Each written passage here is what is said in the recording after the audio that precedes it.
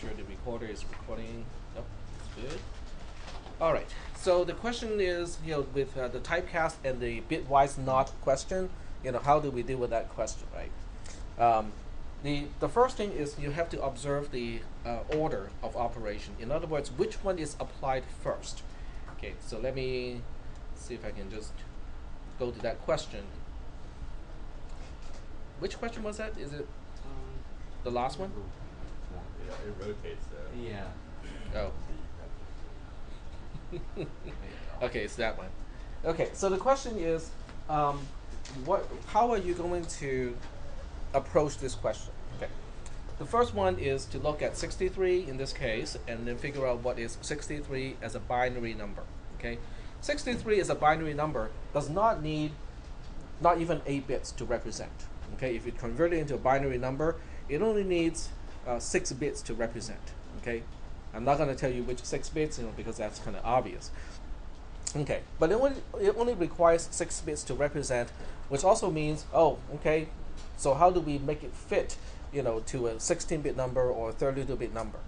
Well, padding zeros on the left-hand side or the more significant side does not change the value that a number is representing. So you can always pad as many zeros as you want as needed in order to make it a certain width. Is that okay so far? Okay. So instead of actually showing you, I'm just going to talk about it because once I show you, it's really too obvious. So you have to pad zeros to make it the right width. So now the typecast operator, which is int 16_t, is basically saying we want something to be represented in exactly 16-bit. So what you need to do is to pad enough zeros to make it a 16-bit number. Is that okay? Yeah. The bitwise not, which is the tilde symbol outside, is applied after the typecast, which means you take your 16-bit number and then you do the bitwise not at that time. Apply the bitwise not to the 16-bit number. And bitwise not is just flipping the bits, right? So if you have 16 bits, flip them all. And that's about all there is to it, to this one. Yep. So you don't need a second number in the... No, it's bitwise not. Not as a negation only requires one thing to process, right? Because it's just saying not something. It does not require 2 values. It requires only 1 value. Right? Any other questions about this exercise? The ternary operator? The ternary operator is has 3 components. The first one is a condition. The second one is the true value, and then the third one is the false value. So in this case, I use parentheses to clearly indicate the 3 components. This is the first one, which we locate it as a condition. This is the second one, which is a value that is, the entire expression becomes this if the first one is non-zero. The entire expression becomes this if the first one is a 0. So that's how it works. Okay. Any other questions? Can you do an example on that? It's not clear to me. Okay, we can do an example. We can. Question. So when it's equal to 0, that means it's a 0 value. But if it's equal to 1, that means any non-zero. So like on the example, it says equal to 1 for the condition. That equal to 1 just means a non-zero number. Doesn't mean that necessarily has to be 1 for the remainder. No, well, it has to be 1. Because when you take the remainder of something divided by 2, you only get 2 possible answers, right? If you divide a number by 2, the remainder of the division can either be a 0 or 1. Maybe like a 5 or something. No, when you divide a number by 2, the remainder has to be less than 2. Like if you divide 7 by 2, the remainder is 1. When you divide 10 by 2, the remainder is 0. So when you divide a number by a divisor, the remainder can only be less than the divisor itself. Right. Yep. So your TV and FV variables? This is my TV. No, Right. TV and FV are not variables. They're placeholders Right. for expressions. Okay, so that, if the expression is true, Mm-hmm. that x mod 2 is equal to 1, then we use the first part. Correct. Okay. Yep. Thank you. That's how it works. Okay. Any other questions relate? Yes. Go ahead. Well, okay. What is 4? Because your 4 is not my 4. We have to follow the order. Not This one? Well, it has. This one is basically asking you about the comma operator. So the comma is considered an operator. So this one is basically just one big expression. In other words, if you look at this entire line, it is considered one single expression. But this expression has 3 sub-expressions, right? So each sub-expression is, the first sub-expression is this one, the second one is this one, and this is the last sub-expression. The overall value of a comma expression is the value of the last expression. Okay? It's all in the notes. We talked about it, even though I may not have extensively talked about it, but it is talked about in class and also in the notes. Any other questions? No other questions? So we are all experts on expressions now? So, Yes. the x plus equals x just means x plus x. It means, x, well, okay, Yeah, it is a compound assignment operator, okay? And with a compound assignment operator, it means, if you have, okay, I'll point out where you can find the information.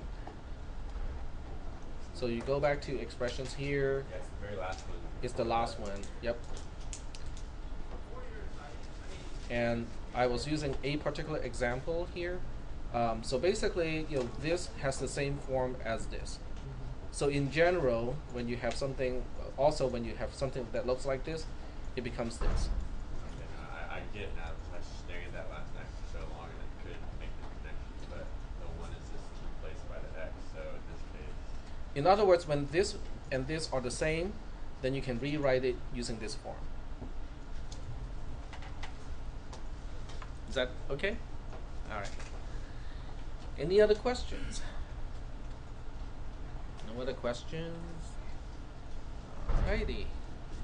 So if there are no questions, we'll move on and talk about the next topic. We're moving on to control structures now. Now, expressions by themselves are surprisingly powerful in C and C++. Okay. How many people know what is factorial? Mathematically, what is the factorial of a number? For those of you who do not know what is factorial, it is basically 5 factorial is the value of 5 times 4 times 3 times 2 times 1. 10 factorial is 10 times 9 times 8 and so on, all the way down to 1. Okay, so are there any questions about what is factorial, how to calculate factorial? No questions? Okay. How many people are kind of at least understand what a subroutine is and how you can return a value from a subroutine? Just in terms of concept, not the syntax in C, just in general the concept. Okay, because you should have talked about that in CISP 300. Okay, so 300, 370 should have exposed you to the concept of subroutines and how to return a value from a subroutine. We haven't really talked about control structures. In other words, I haven't really talked about conditional statements nor loops. So now the question is, without using those, can I use a subroutine and be able to implement factorial? Yes? Like embedded subroutines. Embedded subroutines. Well, I think you meant recursion. Yes. Recursive subroutines. And the answer is yes, we can do it recursively. So let me just kind of show you, I'm going to show you this, because I want you to understand, the ability of all the conditions, all the expressions that we have talked about is already enough to do something, simple like factorial. Even though to most people, it calls for either a loop, a control structure called a loop, or a control structure called a conditional statement. But we can actually do this without those particular control structures. So I just want to do a little quick demonstration here. Make folder factorial, go to factorial, and we'll go ahead and write a subroutine called factorial1.cpp. And here we have the main subroutine. I'm going to put main here just so that I can test it. I can show you that it works. Okay. So now we can have int x to store a value, because this is the only way I can actually find out whether it calculates correctly or not. And then we want to calculate the factorial of a particular value. Let's say 4. Okay. And return 0 from the main subroutine. And now we can define the factorial subroutine. And this is how we define the subroutine. We'll get to this part later, and I'll explain the syntax in a little bit more details later. But basically, the way you define a subroutine in C and C++ is you start with the type of the return value. In this case, factorial is supposed to return a value that is of integer type, and that's why you see this int here. This int is called the return type of a subroutine, or a function as it is called in C and C++. And that means factorial is always going to return an integer. Now what you do with that integer is entirely up to you. It's always there. Okay. The second part is obvious. It is the name of the subroutine itself. Inside the parentheses, you will basically list all the parameters of this subroutine. In other words, in order for factorial to work, it needs something. Okay. In this case, it needs a single number called x, which is also having the type of an integer as the quote-unquote input to the subroutine. Are we kind of doing okay in terms of concept of what I have talked about so far? Okay, I'm hoping that this is connecting at least to something that you already learned from cisp360, because regardless of whether you use pseudocode or Visual Basic in the prerequisite class to this class, you should have some concept of what a subroutine is, how to return a value from a subroutine, and also how to specify parameters of a subroutine. Are those concepts okay? Okay, all right. So now we want to look at this subroutine and say, but how do we make it happen? Because it seems like 5 times 4 times 3 times 1 needs a loop of some kind. Well, it does not. Okay, all I need is a single return statement. Now with a single return statement, it will basically do something like this. The first thing it will do is to ask a question. Is x less than or equal to 1? If so, the answer is 1. Because by definition, the factorial of 0 is 1. Well, but that also means the factorial of 1 is also 1. So that's why I can check and say, oh, if x is less than or equal to 0, we'll just go ahead and say the factorial of 1 is 1. The next one is going to be a little bit interesting, because it is going to say, but what if it is not 1? What if it is not less than or equal to 1, like 2, 3, 4, and so on? Well, in that case, we use a concept called recursion. In recursion, we can call the same subroutine from inside the subroutine itself, and then whatever it comes back as, we'll multiply that by x. And the factorial here inside the recursion is x minus 1. In other words, if you look at 5 factorial, it is 5 times 4 times 3 times 2 times 1. But what is 4 times 3 times 2 times 1? Isn't that also called 4 factorial? So 5 factorial is 5 times 4 factorial. And that's why we can do something like this. It is called recursion. It's basically a subroutine eventually calling itself. Okay? And in programming, this is a very powerful concept. As you can see here, I have no loops, I have no conditional statements, and yet I can calculate the factorial of a number. Are we kind of doing okay so far with this concept? Over there we have one highlighted, then close parentheses, caret x. That's asterisk, which means multiplication. Yep. This one is an asterisk, it's multiplication. All right. So, yeah, go ahead. So the factorial operation knows to stop when x minus 1 equals 1? When x is less than or equal to 1, it will stop. Because at that point, the first component of the ternary operator, so this is a great way to re-explain the ternary operator, is when x is less than or equal to 1 is non-zero, then it will pick just 1 to evaluate and becomes the result of the ternary operator. And that's how you can stop and not endlessly calling factorial itself. All right, well, let's give it a try, see whether it works the way it is supposed to. Okay, so we say g++ dash o factorial 1 dash g, so I can use it in the debugger, and then use factorial1.cpp as the source file. And then we'll go ahead and gdb fact1 factorial 1.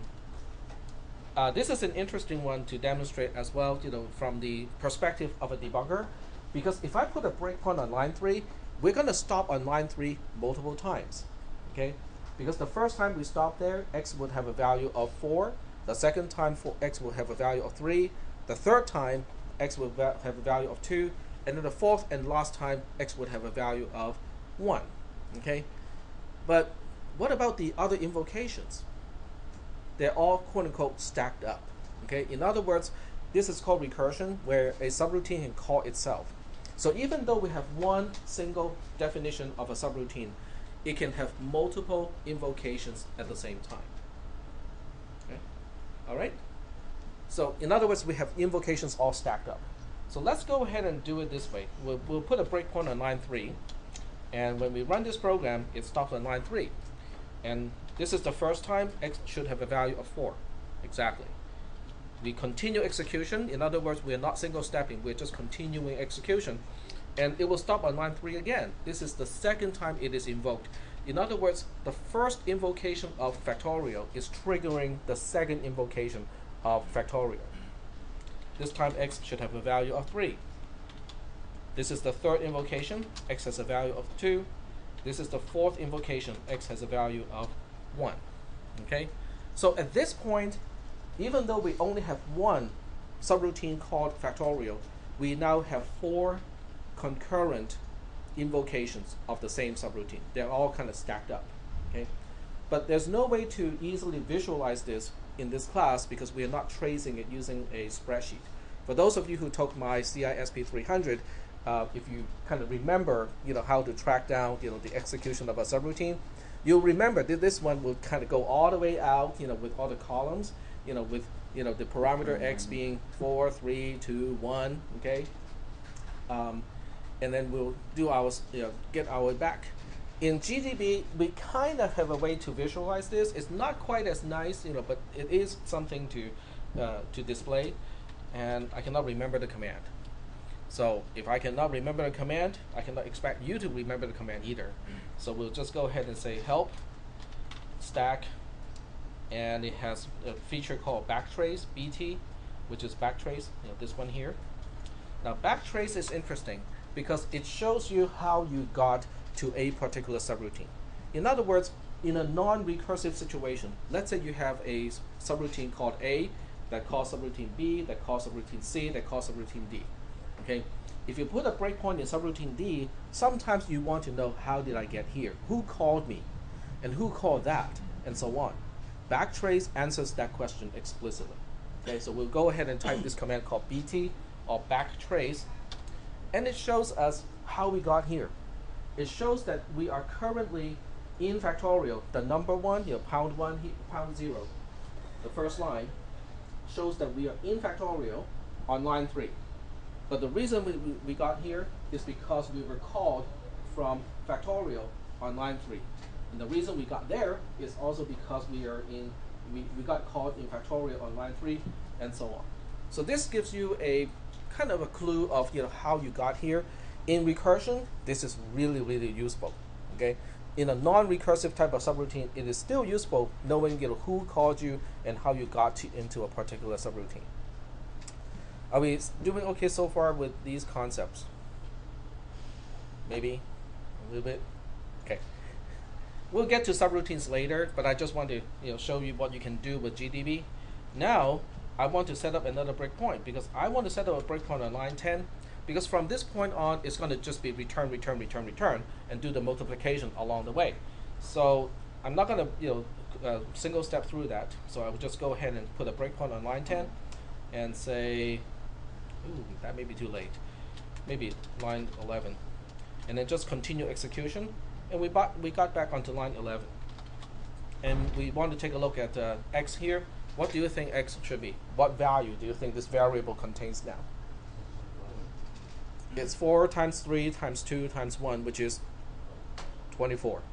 Okay? So let's see and double check that x is now 24, and it is. So we were able to calculate factorial with no conditional statement and no loop. Okay? Are there any questions other than, are you crazy? Well, I'm not the only one. I'm not the only one. There are programming languages out there that has no control structures. One is called Prolog, and the other one is called Lisp, L-I-S-P, which stands for list processing. Both languages are tied into AI or artificial intelligence. So people use these languages to make AI systems, and neither has the concept of a loop. Okay, so there's no loop to do repetition. Repetition is done by recursion. Okay, just like what I did here. So there are programming languages out there with no concept of a loop nor a condition. Well, conditional statement kind of yes, okay, but no loops. But in this particular program, I don't even have a conditional statement.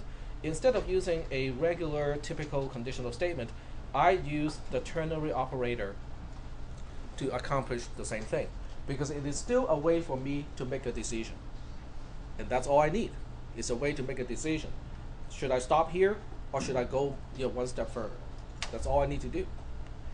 So I'm hoping that you're starting to appreciate the ability of expressions in C and C++, because it is a little bit more than what you expect from other languages like VB. VB expressions can be powerful. It has a lot of options, a lot of operators, but it doesn't give you the same kind of flexibility as the expressions in C and C++.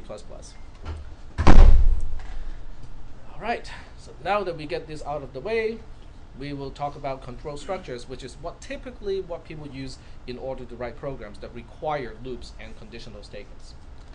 So first thing first, we'll go ahead and re-explain what conditions are. We kind of talked about this already, okay, when we talked about expressions, but we'll go ahead and talk about this again, and we'll talk about the basic comparison operators in C and C++. I'm hoping that this part is not going to be new to anyone, because maybe the symbols, okay, maybe the syntax, but in terms of the meaning of these operators, I think everyone should understand these already. So we have the usual less than or equal to, greater than or equal to, and not equal to. And remember, not equal to is an exclamation point and an equal, not a vertical bar and an equal. Okay? Exclamation point versus a vertical bar, they look close enough to me. Well, what do you think happens when you use one instead of the other one? Let's think about it. Okay, let's think about it. And I'm going to switch to a text editor here. So we are basically comparing this operator versus this operator here.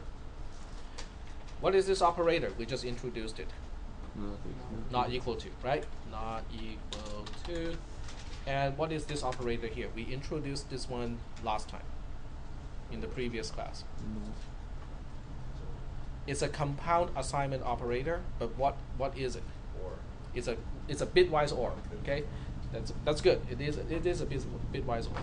So this is a bitwise OR compound assignment. They do not do exactly the same thing. In fact, they don't do even similar things. Okay, they're not even close. They're not even related. Okay, so let's see what's going to happen here. If I have x does not equal to, let's say, 5, okay, what does it do? Okay, so let's go ahead and take a look at this expression here. Does it do something to x, first of all? Does it have any side effect that will change x and say, oh, x is no longer its previous value, we are changing it? No, it's just a comparison, right? What does it return? It returns either 0 when x is 5, or it returns non-zero when x is any value other than 5. Is that making any sense? Yep. That would be a Boolean 5. Sorry? Would be a Boolean 5. A what? A boolean. No, 5 is not a boolean. 5 is a numerical value that we are comparing to. No, but it's saying it's not. It returns either a 0 or 1. It returns non-zero or 0. So this expression returns 0 if and only if x is exactly 5, because we are asking is x different from 5. So if x is in fact 5, it returns a 0 to means false. The expression is false. And the other part is it returns non-zero if and only if x does not equal to 5. X is not 5. Okay? And it has no side effect on x. Okay? The value of x does not change. Okay? Is that okay? That's kind of what you expect from a comparison operator. Okay? You know, it's just checking, is x not the same as 5?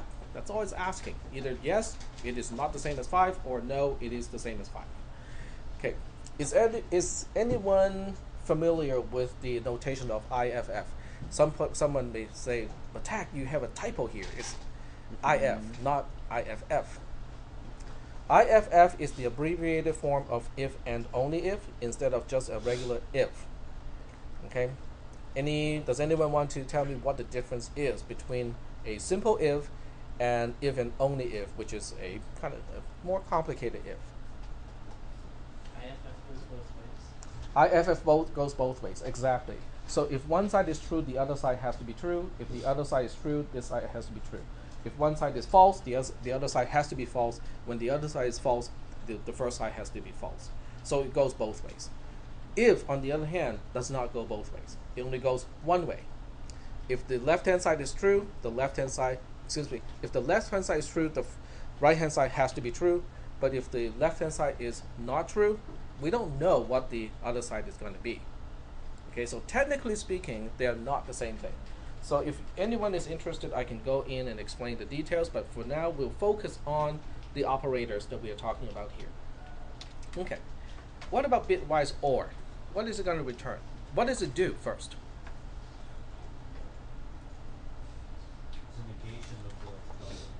There's no negation. This is bitwise OR, so there's no negation involved. Okay, in bitwise OR, it basically, the OR operation is useful to turn on or turn a bit to 1, to a value of 1. So in this case, which bits are guaranteed to be 1? If you look at the number 5, which powers of 2 does it contain? 1 and 4. Okay, not 2, 4. Okay, we're looking at the actual value, not the exponent. Okay, now if you convert it to exponent, 1 is 2 to the power of 0, and then 4 is 2 to the power of 2. So bit 0 and bit 2 will turn on or will become 1 in X. Okay, so the side effect is bit 0 and bit 2 become 1 in X. But what is the value of the expression itself? Since it's an expression, it gives you a value, right? What is that value?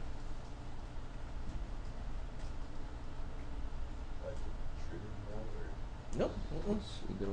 It's just X itself. It's the value of X after the bitwise OR operation. Because just like any assignment operation, the operator returns the value of the variable after the update. So this is a compound assignment operation, which is an assignment operation. And as a result, it returns the value of X after bit 0 and bit 2 are turned into 1s. Okay? If they were not 1, they would become 1. If they were 1 already, then nothing happens. Okay? So this one, returns the value of X, as the overall, value of the expression. Oh, wait, hold on a second here. We just guaranteed that bit 0 and bit 2 are going to be 1s in X. So that means, can X possibly be 0? Cannot, right? In fact, we can guarantee the value is at least 5, right? Because bit 1 has a value, bit 0 has a value of 1, bit 2 has a value of 4. 4 plus 1 is 5. So that guarantees the value is at least 5 on the positive side. So it cannot possibly be 0. So I'm going to make a note here. The result of x exclusive OR 5 cannot be 0. That expression cannot be false. So that means if you have a typo in your program, when you intend to use exclamation point equal to, and accidentally you use the vertical bar equal to, syntax-wise, it is not a mistake. The compiler would just say, whatever you want to do, that's fine. But in terms of the meaning, they're completely different. So even if originally it is possible for x not to become 5, excuse me, if originally x can be 5 and therefore the condition can be false, if you mistakenly use a bitwise OR and an assignment symbol, it can never be false. But that's not the worst part of this. The worst part of this is in the original intended operator, which is not equal to, x was never supposed to change.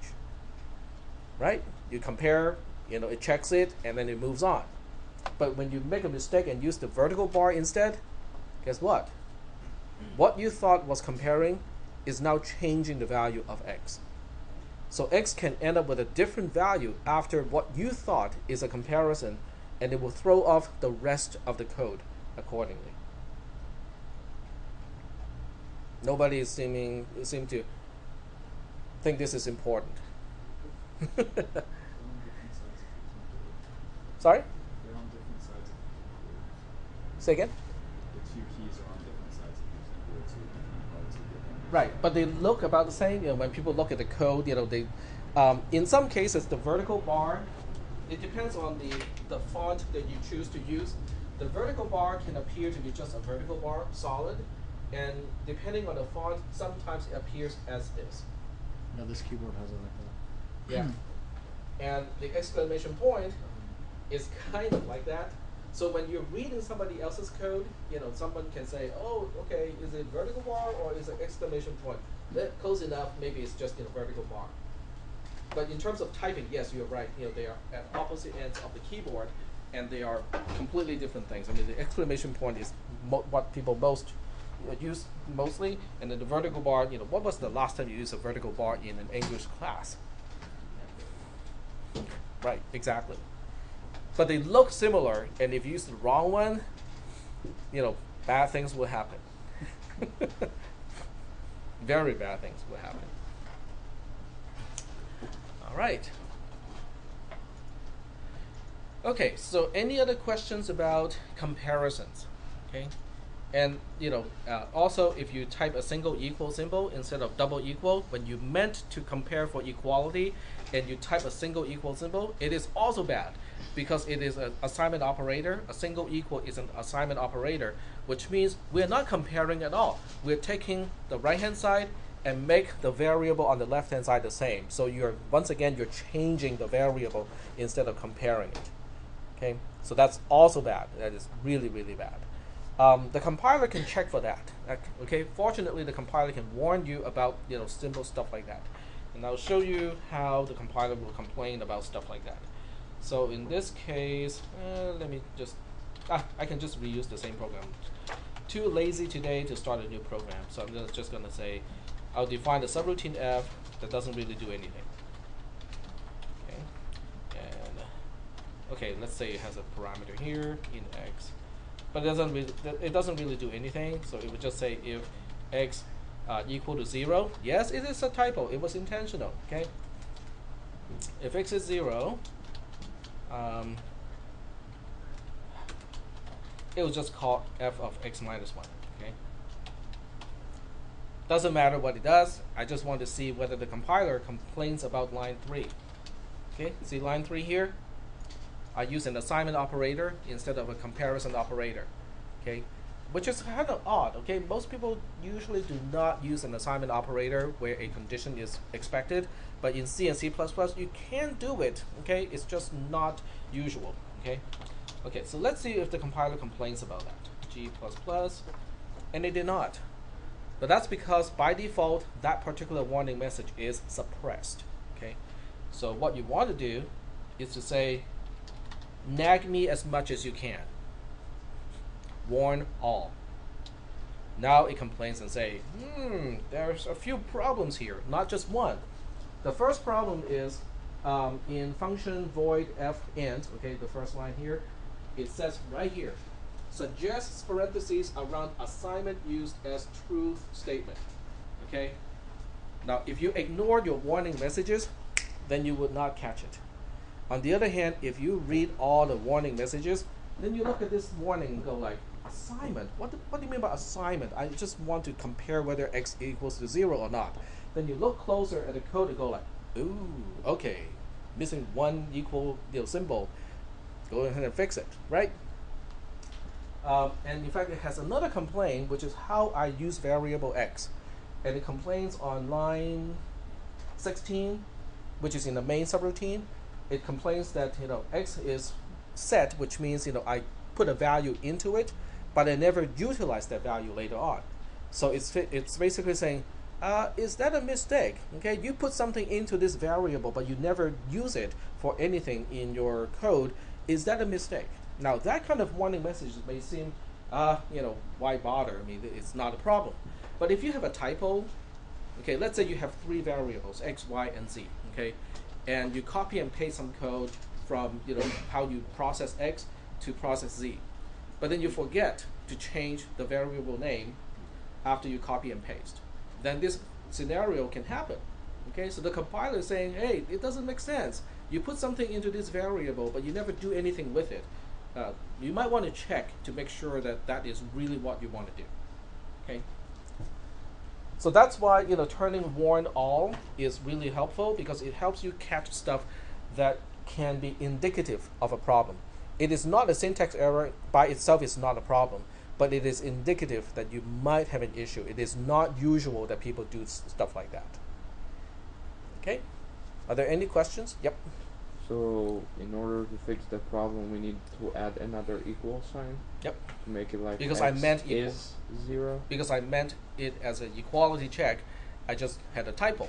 I just forgot to type the other equal. Without it just sets the parameter and changes x to 0, basically.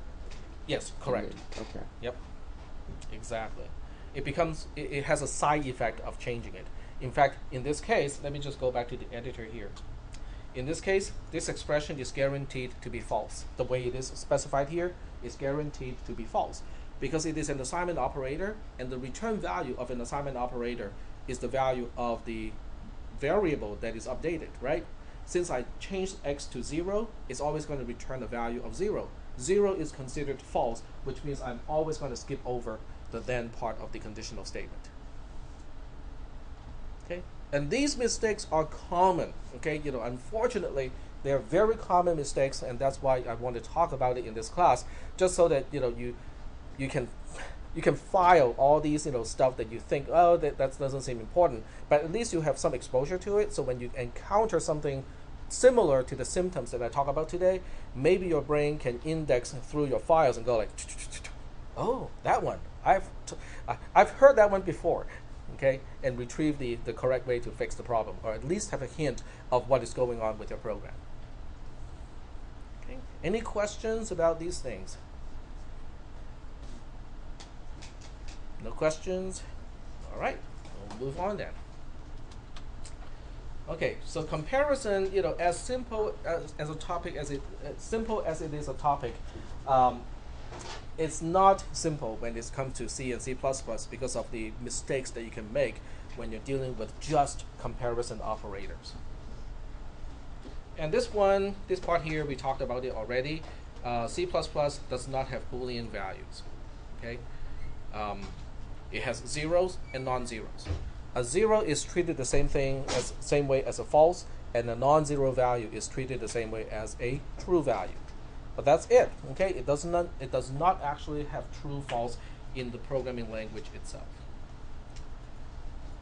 This is basically a follow-up of the previous one. We talked about this already, so I'm not going to put any more time into this. The comparison result, same thing. 3 is less than 4 as an expression is guaranteed to have a value of non-zero, and that's it. Okay, It is not guaranteed to be 3. It's not guaranteed to be 4. Not guaranteed to be 0. Okay, it's not guaranteed to be. It's guaranteed not to be 0, but it is. But anything else, can be a value of this expression, because it is simply true. Because it is true that 3 is less than 4, right? But true in C and C++ is just a non-zero value. So as a result, 3 is less than 4 can be anything except for 0. Any questions? No? Okay. We have logical Boolean operators, which are also called logical operators. Ampersand is conjunction, double bar is disjunction, and a single exclamation point is negation. Also, do not confuse bitwise not with logical not. Okay, those two are about the same, but they're not exactly the same. All right, so let's use an example to illustrate why you do not want to confuse one with the other one. Okay, so I'm going to type here. Okay, let's use a very specific value here. Okay, this one versus this one. Okay, let's take a look. What do you think the result of not 1 is? Logical not 1. It has to be 0, right? Because 1 is non-zero, which is the same thing as true. Not true is false. But in C and C++, false is 0. So not exclamation point 1 is guaranteed to be the value 0. Period. No question about it, right? What about bitwise not 1? We just kind of talked about it today. So if 1 here is just a constant and we're dealing with a 32-bit system, so 1 is basically in binary, a whole bunch of zeros, 31 in fact, followed by a single 1. That's the binary representation of the value 1, right? Bitwise not that. Flip all the bits. Then you have 31 ones and a single 0. All right, but if you use this inside an expression, inside where a condition is expected, when you have 32 ones and a 0, is that considered true or false? It's considered true because it's not 0. Okay, so that means, okay, well, I'm going to use hexadecimal here just so that it's easier to write. FFFE, okay, which is non-zero, which is true. This one here is 0, which is exactly 0, which means it is false. In other words, if you use a bitwise not when a logical not is expected, the expression may never become false. Okay? So it looks right because it is still implying, oh, we have a not, we have a negation somewhere. But if it's a bitwise negation, it doesn't work the same way as a logical not. The worst part of this is in some compilers, true is represented by 1, 1, 1, 1, 1, 1, all ones. Okay, so in those compilers, in those environments, these two operators are quote unquote interchangeable, because when you take the bitwise not of all ones, they all become zeros. So it quote unquote serves the same purpose as a logical not. As a result, your program can work in a particular platform and it works fine. But when you cross-compile or when you take the program to another environment and then use another compiler to compile the program, it does not work anymore. And those are the worst kind of deals because it works sometimes, it doesn't work other times. Is it a problem with the program? Is it a problem with the tools? All kinds of possibilities opened up. But it turned out to be using the wrong operator to begin with. Okay? So are there any questions about the confusion or what a confusion of bitwise not versus logical not can cause? No questions? All right. And that's it for conditions. So once we explain conditions, which is basically something that can either be a 0, which means false, or a non-zero, which means true, we can now move on to the next topic to actually get into certain types of statements. So let me see, how do I move on here? Expression statements. Now this one is kind of trivial because each statement can become a state. Excuse me. each expression can become a statement. And the way you do it is simple. Just add a semicolon at the end. All right? Let me say that again. Take any expression, put a semicolon at the end of it, it becomes a statement now. Yep. No semicolon, then it's just like variation or something. Just a what? Like just like, when they talk about the program inside the program.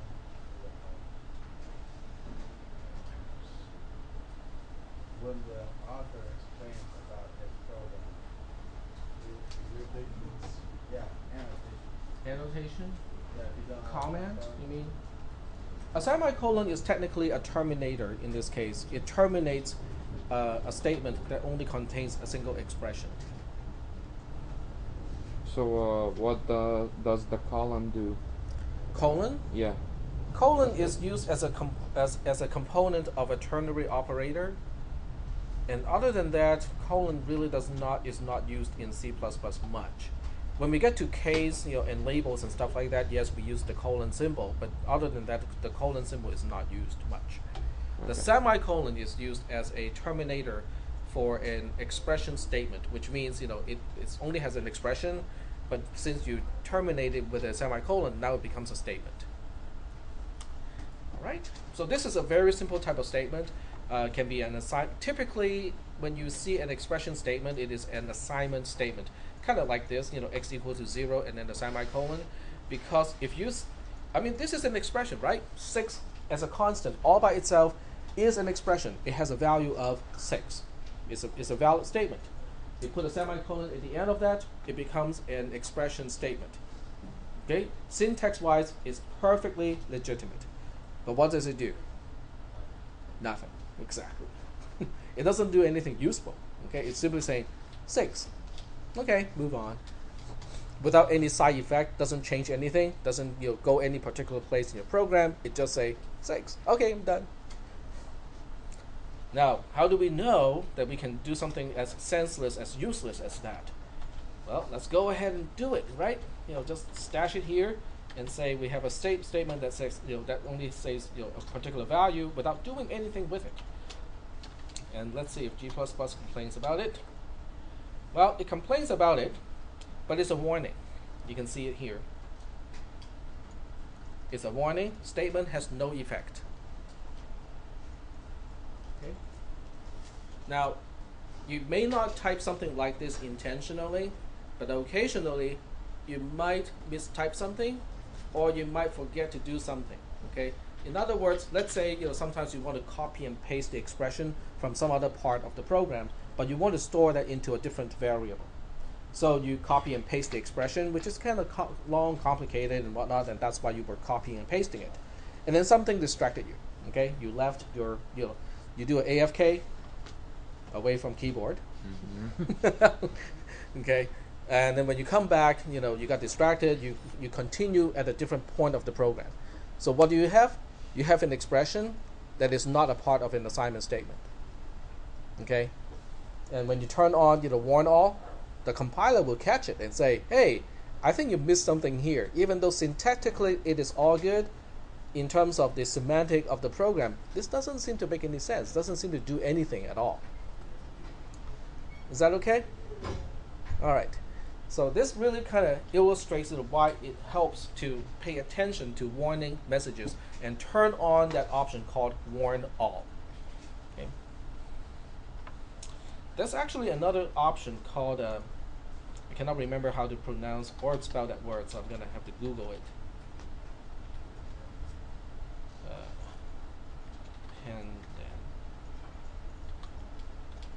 Pedantic, I think. Yep, many of the essays are long, dense, and too pedantic. Okay, that's it. So the G++ compiler or GCC also has this option, which is called pedantic. There we go. Switch GCC. And here we have a Stack Overflow and also an option here. So we look for that word, pedantic. There we go. And I'm going to zoom in a little bit so we can all read it a little bit better. This is even better. This is actually more nagging than all. Okay, warn all doesn't really turn on everything. This one, will turn on things that warn all does not turn on. Issues all the warnings demanded by strict ISO-C, ISO-C, and ISO-C++. Reject all programs that use forbidden extension. Da da da da da da.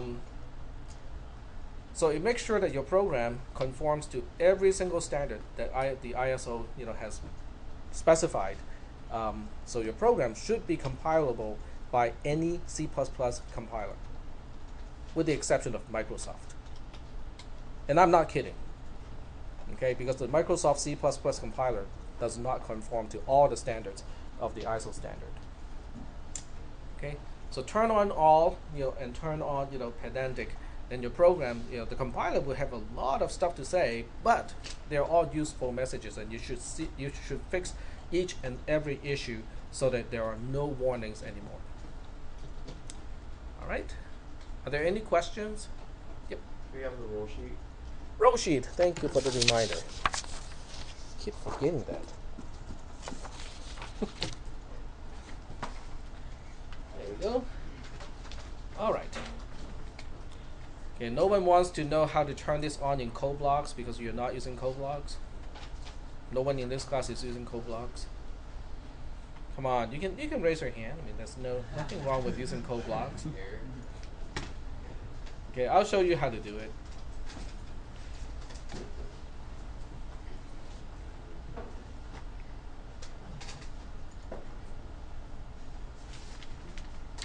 Alright, so this is code blocks, and what did I do? I canceled it.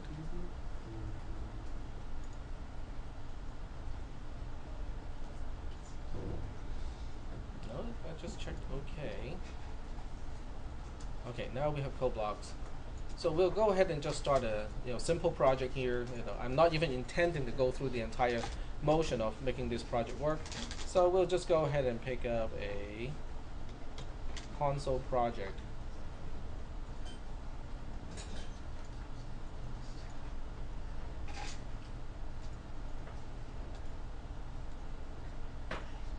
Console application.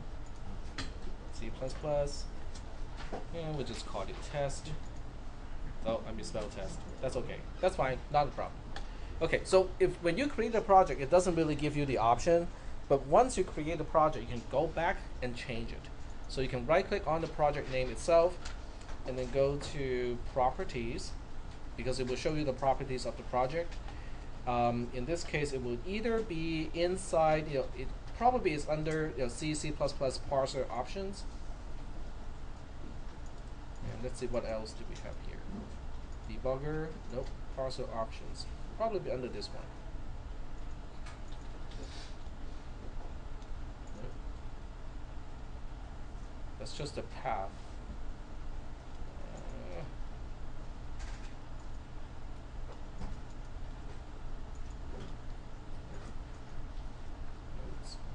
Build scripts.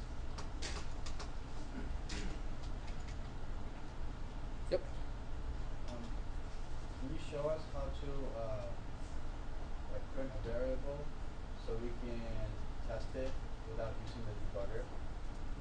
No, you're supposed to use the debugger. Okay. No, but just the other way too. Well, you can use cout or printf or something like that. But using the debugger is the proper way. I would much rather have you guys not to use printf or cout to debug your program. And that's why I have not talked about it. It was intentional. Okay, debug. I'm just trying to find out, how build options. There we go. Okay, there we go. So under, build option, you have all these, options here, and we just have to find the one that we want to access. So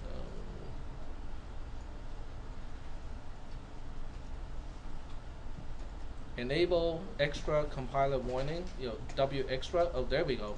Warn all is right here. Enable all common compiler warnings. I think the one before that is -nc. There's no way for me to write my name. Hmm? There's no way for me to log in that I'm here. Oh, okay. You can just kind of initial.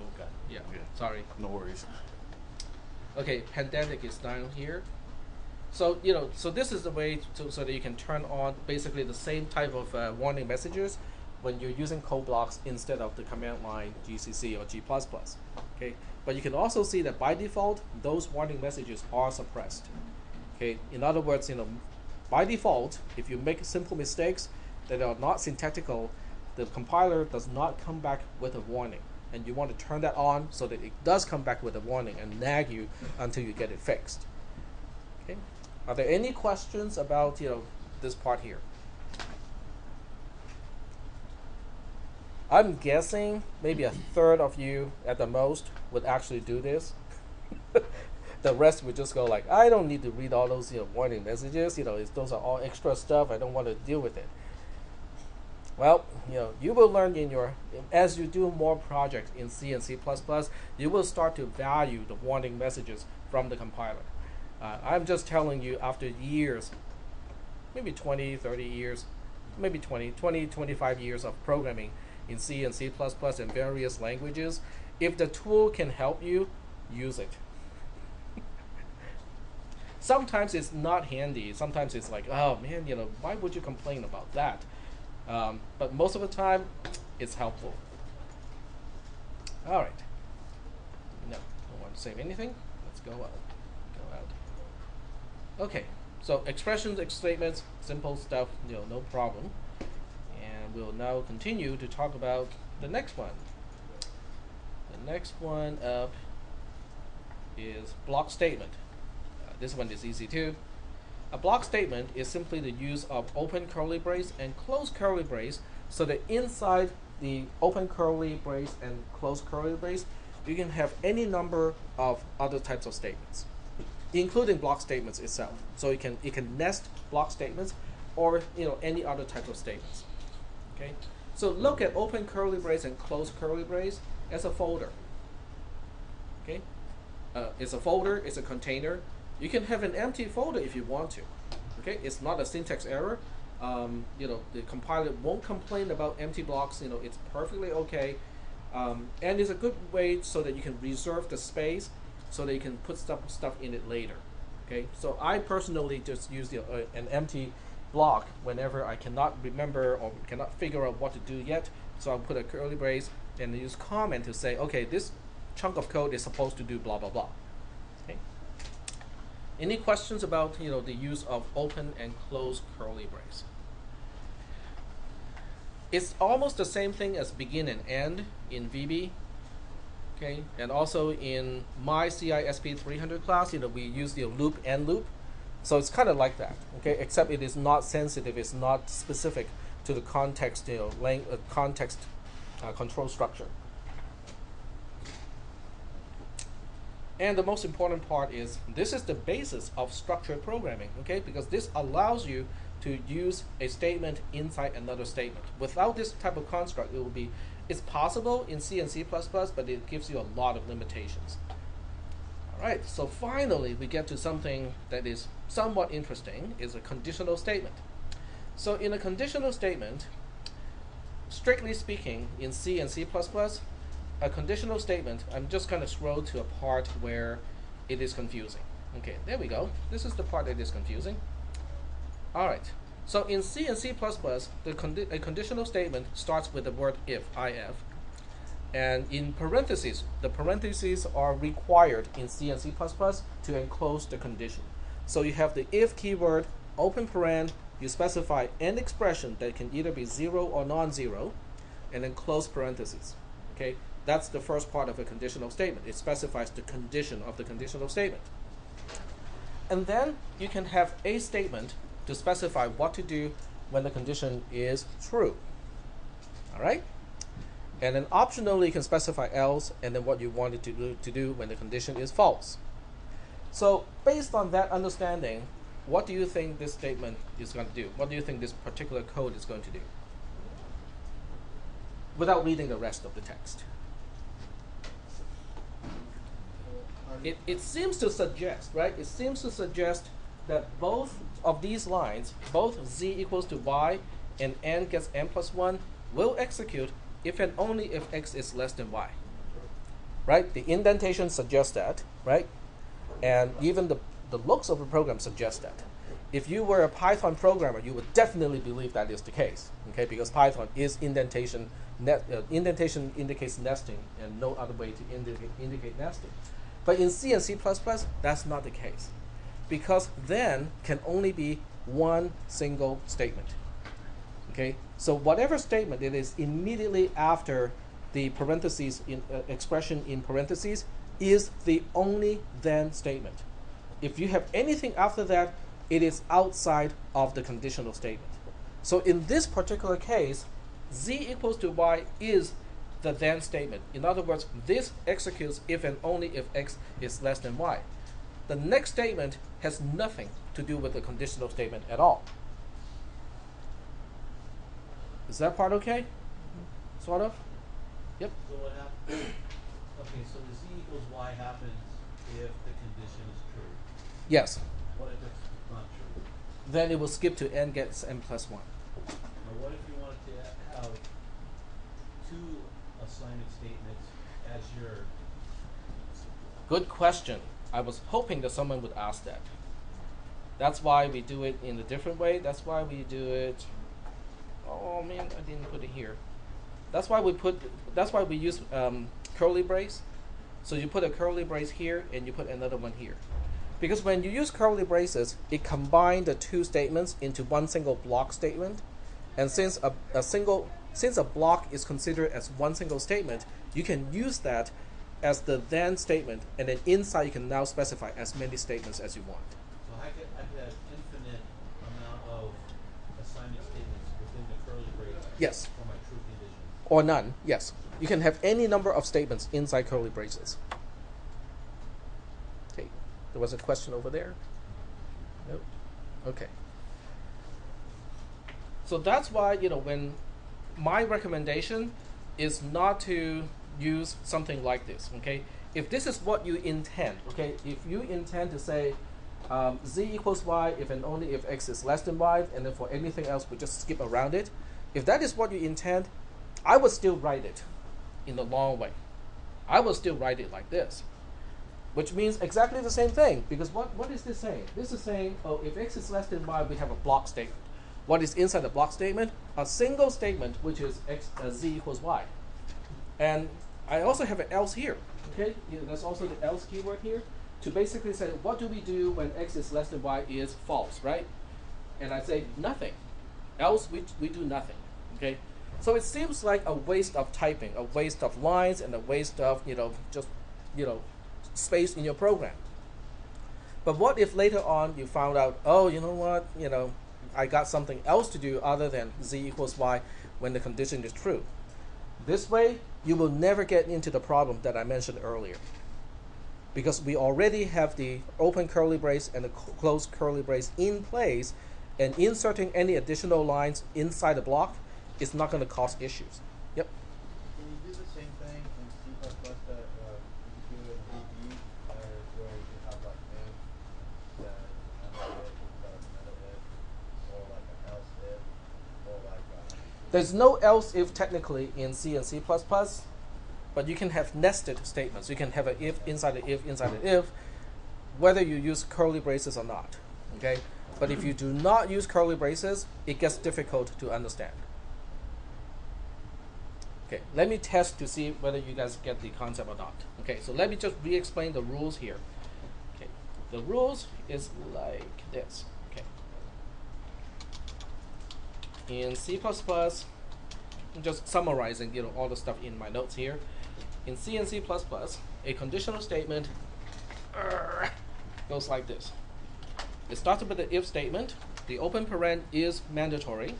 You have I have a placeholder here for an expression that can either be a 0 or non-zero.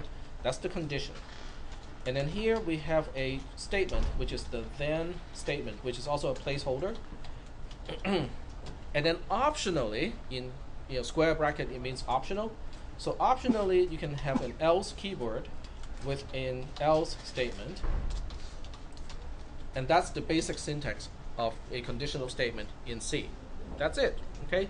You start with the keyword if, you open parentheses, and then you have an expression that can either be 0 or non-zero. You close the parentheses. After that, it can have one single then statement. After the then statement, you optionally can specify else, and after else, you have to specify the else statement, which is what to do when the condition is not true. Okay, so that's the basic syntax. Now let me see if you can tell me what the following program is going to do. I would use very confusing syntax in this case. Okay, so I'm going to say if, okay, instead of using actual expressions, I'm just going to use C1, C2 for the conditions. So if C1, then we'll go ahead and say if C2, and if C2 is true, I'm going to have, x equals K1, semicolon, and then we'll say else if C3, x gets K2, else x gets K3, semicolon, semicolon. All right, that's the program that I'm giving you. First of all, is there a syntax problem with this one? No brackets. Sorry? No brackets. I don't need brackets. Remember, the use of a block statement is up to you. Okay?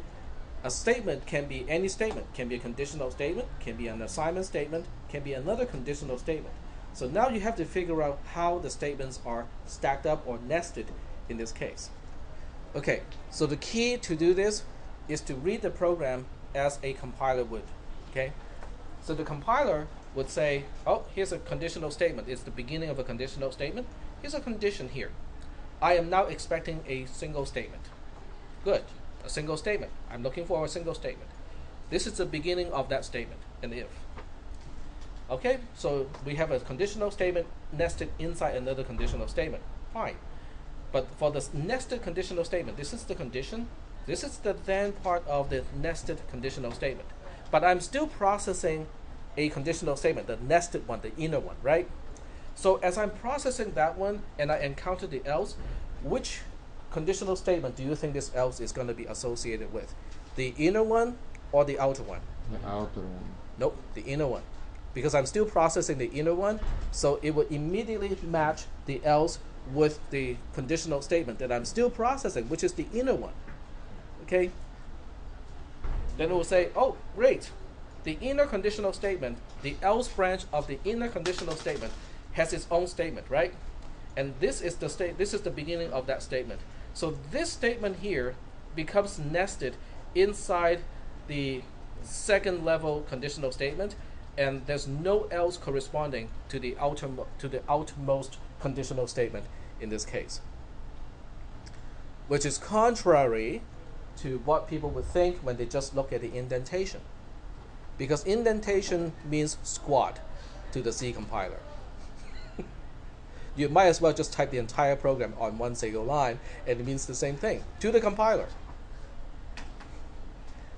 Okay, so I know we are running out of time today, but I do want to show you what this program looks like if I were to use curly braces to clearly indicate the nesting of these statements. Okay, so it would basically become this.